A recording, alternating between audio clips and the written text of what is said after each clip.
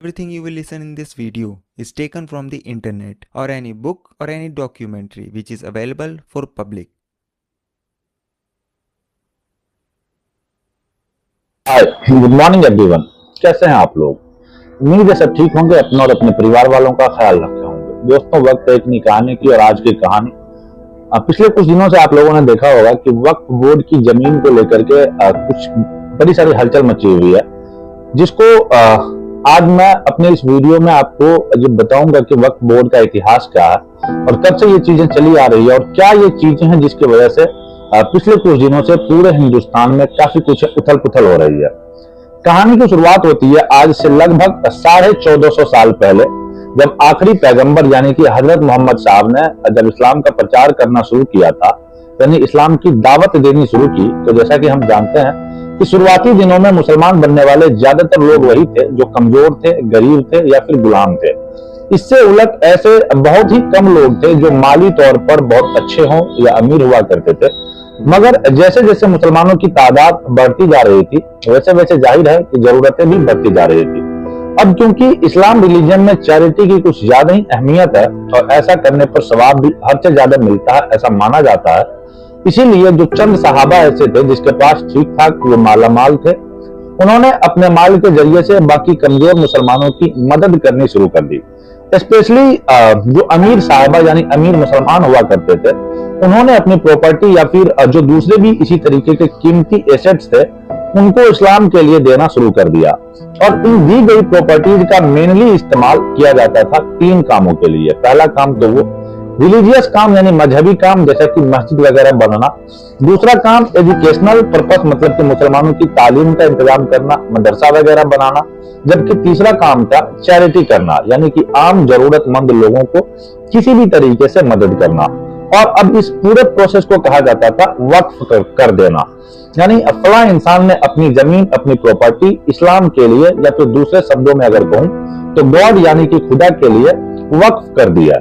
पैगंबर अल इस्लाम के बाद फिर खिलाफत राशिद के दौर में, इसके बाद फिर सल्तनत अबू उमैरा या फिर सल्तनत अबू अब्बास बनु अब्बास के दौर में जैसे जैसे दुनिया के बाकी इलाकों में इस्लाम फैलता चला गया, वैसे वैसे वक्त का यह कॉन्सेप्ट भी दुनिया के उन सारे इलाकों में फॉलो होने लगा। स्पेशली आखिरी बड़ी सल्तनत थी यानी कि सल्तनत उस्मानिया के दौर में, जो वक्त की पॉपुलैरिटी या फिर कहें कि उस वक्त पर अमल होना बिल्कुल पीक पर पहुंच चुका था। लगभग पूरी मुस्लिम दुनिया पर फैले इस सल्तनत के लगभग हर शहर के अंदर ही वक्त की बेशुमार प्रॉपर्टीज मौजूद हुआ करती थी। उस्मानिया ने ही वक्त के इस सिस्टम को बहुत ज्यादा ऑर्गेनाइज भी कर दिया था। मतलब कि उस दौर में भी ऐसे बहुत सारे इंस्टीट्यूट बनाए गए थे जिनकी जिम्मेदारी हुआ करती थी कि वो इस प्रॉपर्टीज को अच्छे तरीके से मैनेज करें। इस प्रॉपर्टीज की आमदनी के जरिए से ही मस्जिदों को या फिर एजुकेशनल इंस्टीट्यूट को या फिर इसके अलावा बाकी जो चैरिटेबल वर्क हुआ करते थे उनको फंड दिया जाता था। दुनिया के बाकी इलाकों की तरह जब हिंदुस्तान में भी इस्लाम आया और खास तौर पर जब यहाँ से 13वीं सदी के बिल्कुल शुरुआत में ही मुस्लिम सल्तनत कायम होना शुरू हुई, तब वक्त का यह सिस्टम इंडिया में भी आया। और हिस्टोरिकल एविडेंस से पता चलता है कि हिंदुस्तान में मुसलमानों की सल्तनत के बिल्कुल शुरुआती दौर से ही मुस्लिम रूलर्स लोग यहाँ पे अपना अपना प्रॉपर्टीज को वक्त करते गया और ऐसे ही वो चलता चला गया। और स्पेशली मुगल एम्पायर के दौर में अपने पीक पर पहुंच चुका था। फिर अंग्रेजों के दौर में भी यह बढ़ता ही चला गया और जाहिर है कि जब इसका एरिया और इसकी प्रॉपर्टीज बढ़ती ही जा रही थी तो इसको मैनेज करने के लिए भी इसमें बहुत सारे वक्त के साथ साथ रिफॉर्म्स वगैरह भी होते रहे। मिसाल के तौर पर 1913 में 1913 में अंग्रेजों के दौर में वक्त वैलिडेटिंग एक्ट लाया गया, जिसका मकसद था कि वक्त की प्रॉपर्टीज को रेगुलेट करना और उनको प्रोटेक्ट करना। भारत को जब आजादी मिल गई तो भारत में इंडियन मुस्लिम के लिए 1954 में एक बार फिर से वक्फ एक्ट को इंट्रोड्यूस किया गया था, जिसका मेन मोटिव था कि वक्फ की जितनी भी प्रॉपर्टीज है उसकी हिफाजत की जा सके और उसको सही तरीके से मैनेज किया जा सके। फिर इसके बाद यह कह सकते हैं कि आखिरी बार सन 1995 में ही अमेंडमेंट किया गया था कि इसमें बहुत सारे बदलाव और सुधार किए गए थे और 1995 के कायदे कानून के हिसाब से ही आज तक वक्फ बोर्ड चलता चला आ रहा है। और आप में से बहुत सारे लोगों के दिमाग में यह सवाल भी जरूर आ रहा होगा कि वाकई वक्त इतना ज्यादा पुराना है, मतलब सदियों साल पुराना है, तो जाहिर सी बात है कि इसके पास तो बहुत ज्यादा ही प्रॉपर्टीज होगी।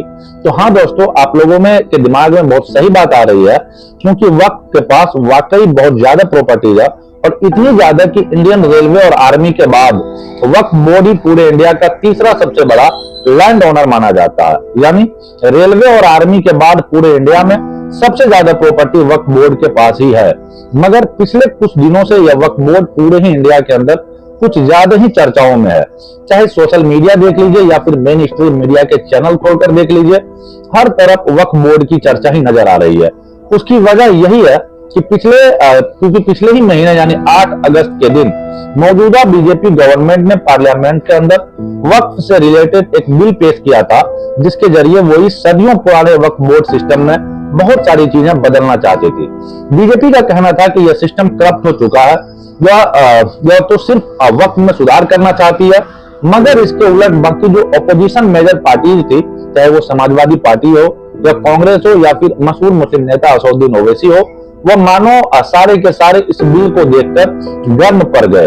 इवन नीतीश कुमार की वह पार्टी जिसके जरिए ही बीजेपी की यह गवर्नमेंट चल रही है, वो भी इस बिल के खिलाफ दिखाई दी। नतीजा यह हुआ कि मेजोरिटी न रखने की वजह से यह बिल पास नहीं हो सका।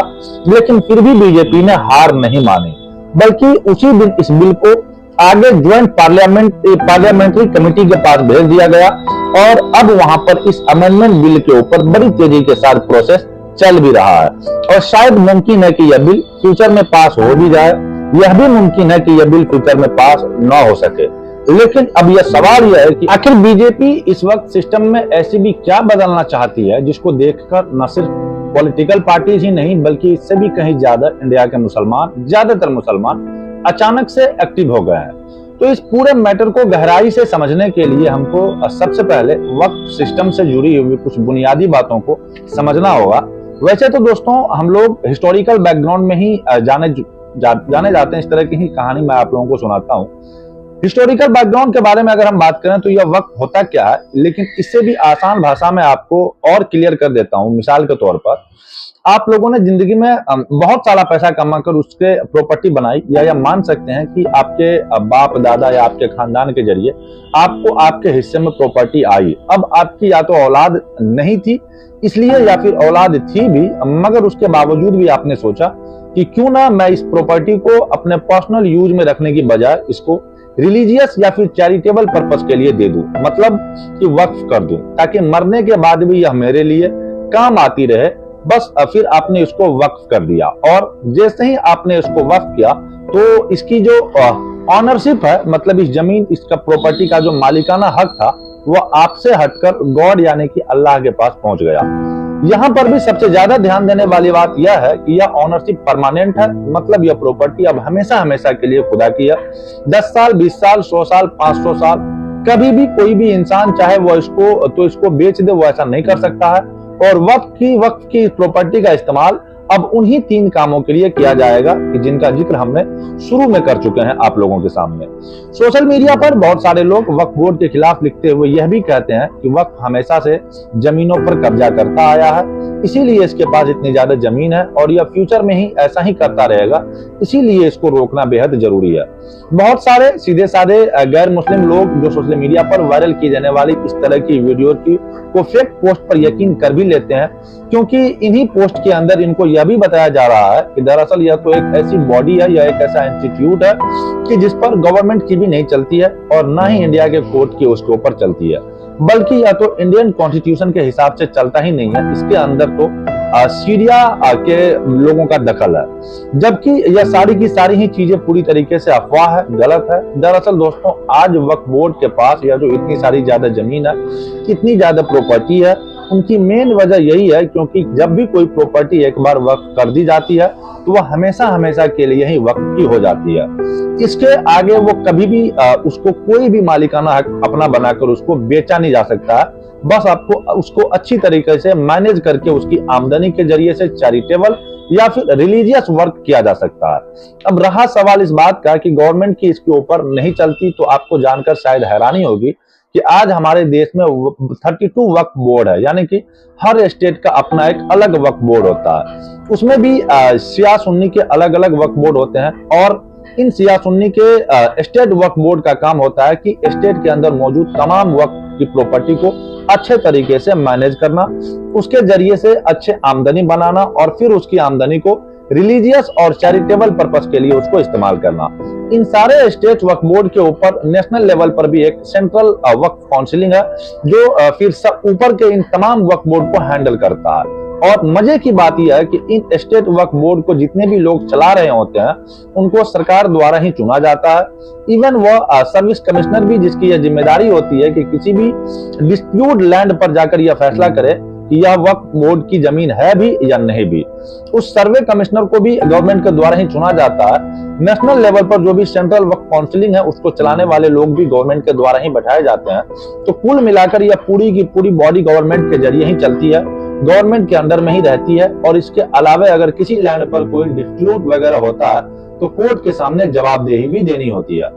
बाकायदा बाकी सारे इंस्टीट्यूट की तरह सारे कायदे कानून को फॉलो किया जाता है। आखिर में बात करें अगर चेंजेस की, तो आखिर मौजूदा गवर्नमेंट 2024 वक्फ अमेंडमेंट बिल के जरिए से क्या क्या बदलना चाहती है, तो इसमें सबसे पहली चीज तो यह है कि नए कानून के तहत यह चीज कंपलसरी यानी कि जरूरी बनाई जा रही है कि जो सेंट्रल वक्फ काउंसिलिंग है, यानी सबसे ऊपर की बॉडी, उसमें जितने भी लोग बैठते हैं, पूरे वक्त के जो लोग मैनेज करते हैं, उसमें 2 औरतों को मैंडेटरी किया जा रहा है, यानी 2 औरतों का होना जरूरी है।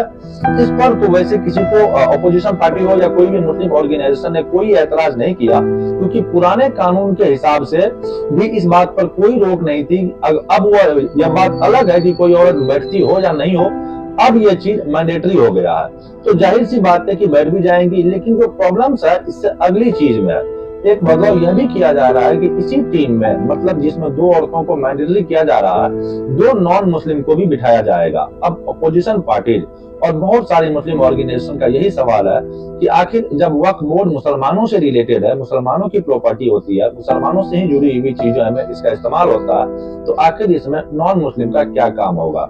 और अगर बीजेपी की वाकई इस फैसले के जरिए कोई नेक नियत है, तो जैसा कि यह दावा कर रहा है कि हम ऐसे फैसलों के जरिए जो law one nation one election की तरफ बढ़ना चाहते हैं, मतलब पूरे देश के लिए एक ही कानून हो, तो कहीं पर भी किसी के लिए भी कोई भी रोकथाम ना हो, तो फिर बीजेपी को चाहिए कि वो इंडिया के बहुत सारे ऐसे हिंदू वोट्स पर भी एक्शन ले, उसमें बदलाव करे।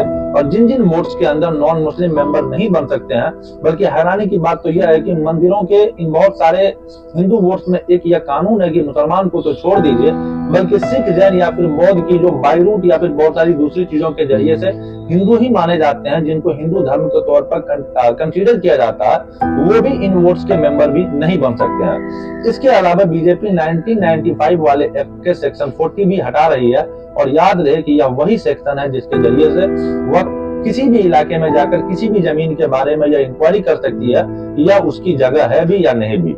इसके अलावा फिर एक सवाल यह भी उठ रहा है कि इस नए अमेंडमेंट के जरिए सरकार कलेक्टर को भर भर के ताकत दे रही है, मतलब जमीन डिस्ट्रीब्यूट से जुड़े हुए जो बहुत सारे सर्वे कमिश्नर किया जाता था वो अब कलेक्टर ही करेगा। तो सवाल यह है कि अगर किसी जमीन पर वक्फ बोर्ड और सरकार के ही बीच में डिस्ट्रीब्यूट हो जाए, तो जैसा कि बहुत जगह है वो भी सरकार के अंडर ही में रहने वाले कलेक्टर ही इस बात का फैसला कर रहा होगा कि यह जमीन सरकार की है या फिर वक्फ बोर्ड की है। क्या सच में जरूरत पड़ने पर सरकारी ऑफिसर ही सरकार के खिलाफ कोई एक्शन ले पाएगा? और इन तमाम चीजों से भी आगे बढ़कर एक बड़ा मैटर डिजिटल रजिस्ट्रेशन को लेकर भी फंस रहा है। मामला यह है कि अगर यह बिल पास हो जाता है तो नए कानून के तहत अगर कोई भी प्रॉपर्टी वक्फ हुआ करेगी तो उसका डिजिटल रजिस्ट्रेशन कंपलसरी हुआ रहेगा। वैसे इसमें तो कोई भी परेशानी की बात नहीं है, लेकिन मैटर अंदर जाकर के फंसता है। दरअसल इसमें एक चीज यह भी डाल दी गई है कि यह रजिस्ट्रेशन अगले 6 महीने के अंदर ही होना चाहिए। अगर 6 महीने गुजर गए तो फिर आगे आप इसको रजिस्ट्रेशन नहीं करा सकते हैं। यही थी वक्फ बोर्ड से रिलेटेड पूरी कहानी। आई होप कहानी आपको समझ में आ गई होगी। कहानी अगर समझ में आ गई है तो वीडियो को लाइक जरूर कीजिएगा, और चैनल पर अगर नए हैं तो जाते जाते चैनल को सब्सक्राइब कर बेल आइकन जरूर से प्रेस कर दीजिएगा। जल्दी मिलते हैं किसी और कहानी में किसी नए फैक्ट के साथ। तब तक के लिए अलविदा लेना चाहते हैं। जय हिंद, जय भारत।